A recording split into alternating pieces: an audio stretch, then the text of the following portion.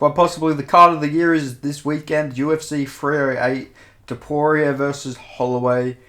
And I think this is going to be an amazing card. I'm very hyped up. There are some really, really good fights on this card. So let's just get right into it. Start off with the first fight, which is Bruno Silva versus the Austrian Wonderboy, Ismaili Norodiev, who is the Austrian Wonderboy, but is representing Morocco while also being from Chechnya. So very interesting. I think he's changed his nickname. It's not the Austrian Wonderboy anymore. That's interesting. I don't understand this signing, if I'm being honest. He had got cut from the UFC. I don't think this is a good signing. So you see, he lost to Sean Brady, which, not a bad loss. Is that the Afghan guy there? Is that... Yeah, this guy who beat Rob Wilkinson back in the day. Yep, that's that guy. So, I don't understand this signing. He lost to Sean Brady, got cut, beat a guy. I think he might have chose to leave as well. That might be a part of it. But anyway, he leaves the UFC. And then he beats a guy, then he loses to Jara Hussein Al-Sawawi, who is one of the weirdest fighters of all time because he has very good wins, but he's just gone on a really bad losing streak. Then he wins two, then he loses by armbar, then he gets chinned. Like, he's taken a lot of damage. He's literally 1-2 in his last 3. This is a weird signing by the UFC. I don't know why they re-signed him. While Bruno Silva on the other end, he's had a rough go of things. He got eye poked a lot against Chris Weidman and beaten up. Got TKO'd due to eye pokes. Then he lost to Shara Magomedov.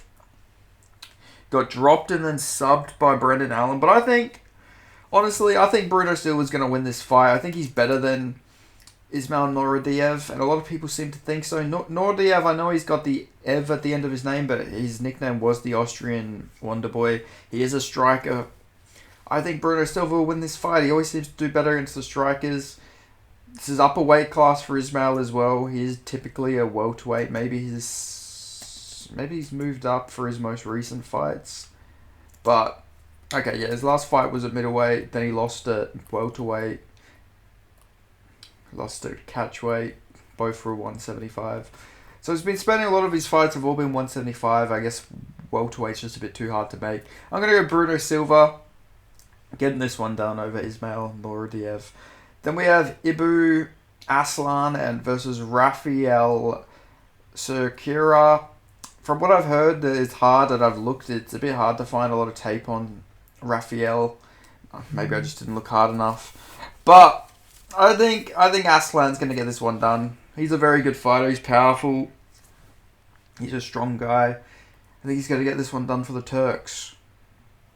So I'm going to go Ibu Aslan to get this one done over Rafael Cerqueira. Cerqueira? Let's just say that. Then Renat Fakhretdinov is fighting Carlos Leal, who is a former PFL fighter. This guy did some good work in the PFL. I think he was in the finals. That might not be the finals, actually. But, he only lost to Sadao C, who is like a very good fighter. It's crazy, actually, when you think about it. And one of those was really boring. Yeah, that one was really boring, where it actually could have gone to him, if I remember that fight correctly. It was very close, at least. And, Sadao is like... He was the PFL winner. He did win the championship back in the day. Okay, yeah, that was the final. Yeah, that was literally the finals. I think. I might be wrong. I don't know. But anyway, regardless, Carlos Leal is legit. He's a good fighter. This is actually a tough fight. Corey Cuppy is an absolute bum, though. I was just going to mention that. That guy fucking sucks, and he talks so much shit on Twitter. But Renat Fakhretdinov, I'm going Renat Fakhretdinov. I think he will get this one done, but Carlos Leal is not to be slept on. He is a very, very good fighter, very underrated guy. Would not surprise me if he gets this one done, but I just think Fakhretdinov on short notice is a tough ask. Brian Battle's an amazing prospect, and he couldn't beat Renat Fakhretdinov on short notice. That is just a tough ask for a guy to fight the guy with the style of Renat Fakhretdinov. He does gas out, though, so who knows, maybe in that third round, Carlos Leal can get a bit of a comeback on, but I'm going to go Renat Fakhretdinov. Then we have Farid Basharat versus Victor Hugo. I'm taking Farid Basharat here. He's legit. He's a good fighter. Good wins as well. Victor Hugo, he's not a bad guy. This guy used to fight at welterweight, now bantamweight, which is insane. He did win his last fight, but it wasn't like a very great performance. I don't remember who this guy is, to be honest with you. But he did beat him. He did beat this guy. He has made his UFC debut. I think was he the one who turned down the fight against Daniel Marcos, or was Daniel? But I think Daniel Marcos turned down him for missing weight. Regardless, I'm going to take Farid Basharat to get this one done over Victor Hugo. Victor Hugo is he's alright. He's not a bad fighter. He's got a lot of experience, but Farid Basharat, I just like his level of competition and his, the work he's done a bit more. But I'm gonna take Farid Basharat. Then we have Kennedy Nchikwi versus Chris Barnett. Kennedy Nchikwi lost to a washed OSP. That is not a good look. That is very worrying. Very, very worrying indeed. But I do think he will beat Chris Barnett. I love Chris Barnett, but he's so short. Like, if you're going to look at the size difference here between these two. Like, there is a 12-inch reach difference. There's a 7, 5, 6, 7, 8, like 8 or 9 inch difference in height between these two. Kennedy Nchikwi's younger. Like, he's more technical. He's coming from a lower weight class. He's going to have better technical skills. Like, I just think Kennedy Nchikwi's going to get this one done over Chris Barnett. I love Chris Barnett, but I don't think he's going to be able to wheel kick high enough to get Kennedy Nchikwi, unfortunately. So I'm going to say Kennedy gets this one done. Hopefully Chris Barnett can make it to the fight, because he's had a lot of bad luck making it to the cage. But this is a meme fight if I've ever seen one. Like, this is the definition of a fight, ladies and gentlemen. So yes, I'm going Kennedy Nchikwi in this fight over Chris Barnett. Then moving on up, we have Abus Magomedov versus Bruno Ferreira. Oh my god, this is a tough fight. This is a tough one to pick. I don't know, man. Like, this is tough.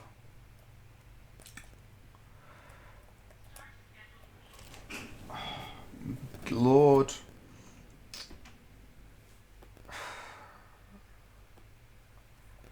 I guess I'll have to go Bruno Ferreira, right? Surely.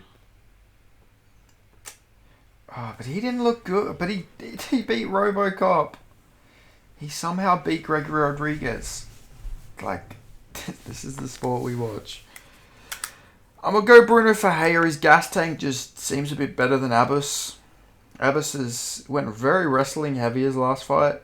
I don't think he'll be able to do that to Bruno Ferreira. Ferreira's very strong. He's got a judo base. Good takedown defense. Good hips. He's powerful. I think eventually he'll be able to break Abus. But I'm not sure about his gas tank either. Like, it's tough. Like, you see, he's a lot of first round finishes. Second, though. He's got a second. There was a second one there. Oh, he beat Dustin Stolfus as well. I forgot about that fight. But he didn't look great in that fight either.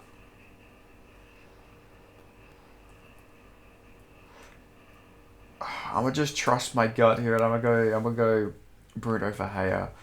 I don't like it, but I'm going to go with him. He's younger. He could make a few more improvements. Abus, he beat Wally Alves, but it wasn't he wrestled a lot in that fight. I don't think he'll be able to do Bruno Ferreira. Then moving on up, we have Sedna Magomedov versus Daniel Santos. This is an interesting fight. Daniel Santos, amazing style to watch. He just moves forward. He doesn't care about damage. He will take all the damage in the world. But I don't think that's good against Sedna Magomedov, who's very, very good. He's a very good kicker. He's very, very slick. I think Sedna Magomedov will get this one done over Daniel Santos. I think it will hurt him. I think he'll drop him. I think he'll win a decision. But Daniel Santos is tough. He doesn't stop moving forward. He could break Sed, but I don't think so. Like, what is Sed's win streak? He lost to Jonathan Martinez, right? That's right. In a very close fight. Then before that, it was Honey Barcelos, which is crazy when you look at it. Craziness. But anyway, yeah, I'm going to take Sedna Magomedov to get this one done. Then moving on up, we have Maitabak Orobai versus Mateusz Rebecki. You know you're a hardcore fan when you can pronounce Maitabak Orobai's name, Orobai's name, sorry. There you go, I just jinxed myself. I'm going to take a Maitabak. He seems to have the better gas tank than Mateusz Rebecki gassed out badly against Diego Ferreira. He looked very good, but then his gas tank let him down. He got beaten up badly. Orobai against Elvis Brenner did seem to slow down, but Elvis Brenner just brings that pace. And he did still win pretty convincingly. The one thing I don't like about Orobai is he's got a piston of a jab, but he doesn't use it. He's always content with wrestling a lot of the time. Like, I feel like that jab is like a weapon he needs to utilize a bit more. It's a piston. It's literally like, it's so straight. It's such a fucking, it's not loopy. He just throws it so straight all the time. And I love that from Maitabak Orobai. I think he can pop Mateusz Rebecki quite a lot with that jab. Just putting it out there as a good feeler. And, Rebecki's got very good takedown defense, so it might be tough for him to get him down initially. So I think it's striking, though. I think he can do some work with that jab. And, if you just look at the guy, he's obviously got a chin on him. Look at the guy's head. So I'm going to take Maitabak Orobai to beat Mateusz Rebecki. Then we have Jeff Neal versus Rafael dos Anjos. This should be a lock, but Jeff Neal is very inconsistent. But I think this is a nightmare matchup for Rafael dos Anjos. Firstly, it's just like where he is at in his career. He's on like a 2-fight losing streak, I believe. Yeah, that is correct. Lost to Luque and Gamrot. Not great losses in hindsight. Not too bad against Gamrot. He actually put up a very good performance. He dropped Gamrot, but everyone seems to drop Gamrot at this point. But, that was a very good performance. Beat Barberena, but like anyone who can grapple can beat Barberena at this point. I think Jeff Neal is a nightmare matchup for him, though. Amazing takedown defense. He's got a good jab. He's very powerful. I think we might see Rafael dos Anjos get put out cold here, which is very sad. RDA is a legend of the sport, but I don't think he's going to be able to take down Jeff Neal. And at this point in Rafael's career, he is a lot more of just a lay and pray type guy. I know that sounds disrespectful, but I guess against Gamrot he wasn't, but a lot of the time, Rafael dos Anjos is content on just trying to hold people down. It's not going to work against Jeff Neal. Jeff Neal's got very good takedown defense. He's a big guy as well. He's much bigger than dos Anjos. He's a former middleweight. He's a big, strong guy. I think I've seen somewhere that he literally weighed 199 pounds in the cage when they weighed him in California or something like that. He's a big welterweight, strong, compact guy. I think he's going to beat Rafael dos Anjos. Then we have Shara Bullet Magomedov versus Armen Petrosyan. I'm going to take Shara Bullet here. Armen Petrosyan, he's very good. But I have to pick Shara Magomedov. I think Shara, this is a great matchup for him. Against a striker, against strikers, he's always going to do good. Now, Armen Petrosyan can wrestle, but not that great, if I'll be honest. He's not an amazing wrestler. And Shara Magomedov's takedown defense looks like it's improved. Although Tripoli isn't the great. Antonio Tripoli's not the greatest guy. But I think Shara Magomedov will get this one done over Armen Petrosyan. I think he'll beat him up and get the win. Yeah, they're both good strikers, but I think Armen Petrosyan is just a bit too content on getting hit. His chin isn't the greatest. We've seen him hurt a few times. Shara Magomedov seems like he's got a good knocking on him, so I'm going to go Shara Magomedov to get the win here. Then we have Magomed Ankalaev versus Alexander Rakic. Now this is going to be an underdog pick. Wow, I'm very surprised. What is heavy favorite? I'm going with Alexander Rakic. This is a nightmare matchup for Ankalaev. I generally think this is a nightmare matchup for him. Rakic, great takedown defense. Can wrestle himself. Very good kickboxer. 78-inch reach. Significantly longer reach. He's powerful. He wrestles himself. He's got the same level of durability, but neither of these guys are super durable, but he can fight. This guy can fight. He's got a long reach on him. He's very athletic. He's got an athletic advantage over Magomed Ankalaev. He's clearly more athletic. He's a big guy. I think he's going to beat up Magomed Ankalaev. I really do think this. I'm going Alexander Rakic. I picked him against Yuri Prohaska, I know, and he looked amazing in that fight. He looked very good. He did eventually get broken by the pace and the pressure of Yuri Prohaska, but Magomed Ankalaev can't do that. He cannot fight how Yuri does. Yuri's got a much better chin. He's a durable guy, and he took a lot of shots, but he was getting beat up badly until he caught Rakic with one shot. I think Rakic has got this fight pretty easily, man. Like, not easily. Obviously, Magomed Ankalaev is a very good fighter. He can definitely win this. But I do think this is a nightmare matchup for Magomed Ankalaev. I've said it for a while. Rakic is the dark horse. Just because he lost to Yuri Prohaska, I'm not going to change that. I think he can give Alex Pereira a tough fight. He probably would get chin, though, just because, his chin's not the best. But neither of these guys have great chins. Thiago Santos did drop Magomed Ankalaev. And the leg kicks. Oh my god, how can I forget? He kicks the legs. He's got tree trunk legs. He doesn't stop kicking out that leg. Magomed Ankalaev has been broken almost in half by leg kicks from Jan Blachowicz. I think Rakic is going to be able to let those leg kicks go over and over again. I think he's going to hurt Magomed Ankalaev. I think he's going to break his legs. Not literally, but I think he's going to hurt his legs so much that he's going to be slowing down. He's not going to be able to move forward. He's not going to be able to counter as better, as good as he normally can. I don't think he's going to be able to shoot as desperately as he could against Jan Blachowicz. And I think Rakic is going to get him out of there. I'm going Alexander Rakic to beat Magomed Ankalaev. I could be completely wrong, obviously. I'm not doubting how good Magomed Ankalaev is, but I do think that on paper this is just a tough matchup. People will hate on the opinion, but I do think Rakic is going to get this one done. So I'm going Alexander Rakic to get the upset. Then we have Lerone Murphy versus Dan Ige. I'm taking Lerone Murphy to get this one done over Dan Ige. I think he will outbox him. I think he will get a decision win here. It's just Lerone Murphy looks so good against Edson Barboza. I know it was a wash version of Edson Barboza, but man, he looked good. Got a longer reach here. These guys are similar in age. Like, Lerone Murphy's actually the older guy, weirdly enough. But he seems to have a good chin. I don't think Dan Ige will chin him. So I'm gonna go Lerone Murphy to get this one done over Dan Ige. Like, it's a competitive fight. Like, I think it will go into a decision. Dan Ige doesn't get finished. He's a durable guy. But I think Lerone Murphy will be able to piece him up and get a decision. Maybe 29-28. Maybe Dan Ige has like a good third round. But that's my prediction. Then we have Robert. We got Robert the Ripper Whittaker. Molly Wop in the division. I can't do a Molly Woppery, but I think Robert Whittaker looked very good against Ikram Aliskerov. He looked very good. But, there's always a but. He looked very good.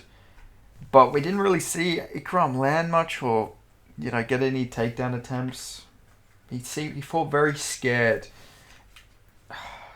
And I picked Robert Whittaker to win that fight. But it's hard to know. Like, did it really tell us much about how a matchup with Hamza would go? We didn't get to see his takedown defense against like a combat sambo champion like Ikram Aliskerov. And Whittaker typically had some of the best takedown defense, but he's getting older. He did get taken down with a head and arm sweep by Dricus du Plessis. But Dricus du Plessis is as strong as an ox. This is tough. I'm going to go Hamza Chimaev. Unfortunately, I think he's going to catch Robert Whittaker on the chin. His striking has looked very regressed against like Kamaru Usman, Gilbert Burns. Was it Gilbert Burns who he fought before he fought Usman? No, he fought Kevin Holland as well. And then I think, God, he's been so inactive. There's only a 3-year difference between these guys. That's sort of crazy. People forget, man. Whittaker's pretty young, but the amount of fight damage and everything they've taken. I'm gonna go Hamza Chimaev to get this done. I think Hamza will catch him on the chin. Whittaker does have good takedown defense. I think he is going to be able to keep this fight standing, but I think he's going to be so worried about being taken down. I think Hamza might just plant one right on his chin. A jab right on his chin and drop him. And then maybe ground and pound or darce him or choke him out cold or something like that. Unfortunately, I'm Aussie. I want Robert Whittaker. Well, I mean, I like both these guys. I've always been a big Hamza fan, but obviously I don't want to see Whittaker get put out cold. Like, I am a big fan of Whittaker. I'm a big fan of Hamza Chimaev. But I just think Hamzat's got this one. He's younger. He's very athletic. He's got the youth. Whittaker is getting older. He did take some damage against Paulo Costa. He did get chinned by Dricus. Like, I think Hamzat Chimaev will be able to get this one. So I'm gonna go Hamzat Chimaev. Then we have the main event.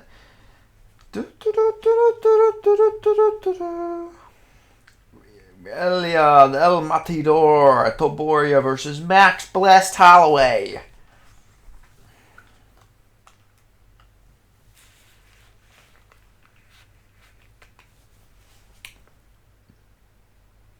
I'm going Ilia Topuria by decision. Masterclass performance. I think he's going to beat the crap out of Max Holloway, to be honest with you guys. Had to put the glasses on to get real serious here. These are my main event glasses. I think Ilia Topuria has a sneaky good calf kick. I've mentioned it before and over again, and I will mention it again. His calf kicks are legendarily good. Legendarily. They're good. They're sneaky good. Those calf kicks are going to be things of legends in the future. People are going to say, he's so one-dimensional, man. Ilia Topuria is just a boxer, man. I was like, no, he's not. You gotta watch. You guys don't watch fights. MMA fans, they don't watch fights. Ilia Topuria kicks that calf so hard. It's a very sneaky weapon. He dropped Bryce Mitchell with it multiple times. It's a very, very sneakily good weapon that he has in his arsenal. I think he's going to land that all day on Max Holloway over and over again. He's going to destroy the movement of Max Holloway. He's going to be able to hit him over and over again. He's going to chew up that body. And then I think Max Holloway is going to be able to take the damage, but I think this is going to be a beating and a half. Maybe Max Holloway has a good 5th round. That is always a possibility. Max Holloway's definitely got the better cardio between these two, I would say. But I think Ilia Topuria's size, him being smaller, is going to benefit him here. Max Holloway will be able to get his kicks off, obviously. So maybe he drops Ilia at one point with a kick, but I think Ilia is going to beat him up. And I think eventually when he destroys that calf, he will be able to implement his grappling. He's a very good grappler. Maybe gets a submission, who knows. But I really do like Ilia Topuria in this fight. I do. I just can't not. Now, the reach between these two is not as it's not... they have the exact same reach, which is also a benefit to Ilia Topuria, obviously. Being the shorter guy, he's got that sort of similar build to Volk. Except Volk's got a longer reach than both of these guys. Crazy ape index from Alexander Volkanovski. But I think Ilia Topuria will get this one done. I think he's going to beat him up with the hands, kick up his leg, take him to the ground. I just think this is a bad matchup for Max Holloway. Max Holloway does have good takedown defense and good cardio. I'm not shitting on him as a fighter, but I just think this is a bad matchup. He's been on a good run, Kid's got heart. He's come back from some adversity over the years, but he beat Arnold Allen, which was very good. That match, the Korean Zombie, do we really count that win? And that Justin Gaethje fight, he did look very good, but that's lightweight. At lightweight, I think Max Holloway's best work moving forward will be at lightweight. Ilia Topuria, he's just different. At a different weight class. Featherweight was made for Ilia Topuria. I think Ilia Topuria's got this one in the bag over Max Holloway. I think he's going to win. I think he's going to kick up that calf. He's going to beat up his face. He's going to beat up his body. I think Max Holloway's too tough, though. He won't get knocked out, but I think Ilia Topuria wins a 49-46 decision here, with maybe Max Holloway having a late comeback, but a little too late. I just vision this. I picture this in my mind. I see this every time I close my eyes. 49-46, Ilia Topuria. So that's what I'm going to go. I'm going to go Ilia Topuria getting a 49-46 over Max Holloway. But let me know your predictions in the comments if you did make it this far into the video. But yeah, I'm going Ilia Topuria. So thank you guys so much for watching. Make sure you like this video. Subscribe if you ain't already. And I will see you guys next time, of course. But yeah, we'll see. I really do like Ilia Topuria here, so let me know who you guys are picking. But thank you guys so much for watching. I'll see you guys next time. Peace. Thank you. Share this video, of course.